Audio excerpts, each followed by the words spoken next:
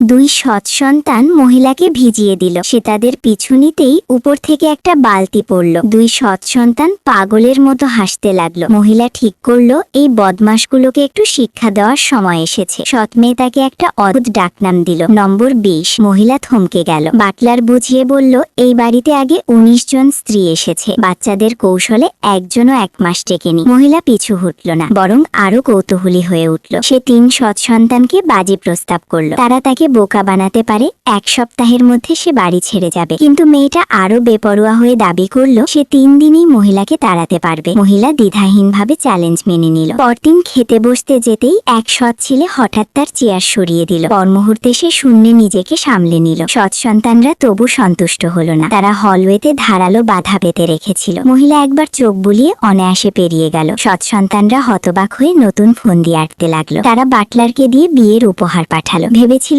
মহিলা ভয় পাবে, কিন্তু ভেতরে সাপ দেখেও সে সম্পূর্ণ শান্ত রইল। নিজের ঘরে 2 সৎ ছেলে আবার ষড়যন্ত্র করছিল। হঠাৎ মেয়েটা খাটের নিচে কিছু একটা দেখলো। চাদর তুলতেই সাপ দেখে আঁতকে উঠল। মহিলা ঘরে ঢুকে জিজ্ঞেস করলো কি হয়েছে। পর মুহূর্তে সাপটা তুলে ধীরে ধীরে সৎ সন্তানদের দিকে এগিয়ে গেল। ছেলেটা ভয়ে জ্ঞান হারালো। মহিলা ঠান্ডা গলায় বলল, আর মাত্র 1 দিন বাকি। তারপর ঘর থেকে বেরিয়ে গেল। সেই রাতে বাটলার মহিলাকে ঘুম থেকে জাগালো। একটা ছবি এগিয়ে দিল। সে ভাবলো সৎ সন্তানদের আরেকটা কৌশল। তবু শান্ত রইল। সিদ্ধান্ত নিল সৎ সন্তানদের শেষ চ্যালেঞ্জ মোকাবেলা করবে। বাটলারের পিছু পিছু একটা পরিত্যক্ত ভবনে গেল। সৎ সন্তানরা তাড়াতাড়ি আসতে চিৎকার করছিল, কিন্তু সে বিচলিত হলো না। পর মুহূর্তে বোমার কাউন্টডাউনের শব্দ শুনল। সঙ্গে সঙ্গে এগিয়ে পরীক্ষা করতে লাগলো। তাকে উদ্বিগ্ন দেখে সৎ সন্তানরা ভাবলো পরিকল্পনা কাজ করছে। সে বোমা ছুঁড়ে ফেলতে যেতেই মেয়েটা কেড়ে নিল। বলল এটা নকল বোমা। টাইমার চলতেই মহিলা লাথি মেরে মেয়ের হাত থেকে বোমা ছিটকে দিল। দূরে ছুঁড়ে ফেলল। নিরাপদ দূরত্বে পৌঁছাতেই বোমা বিস্ফোরিত হলো।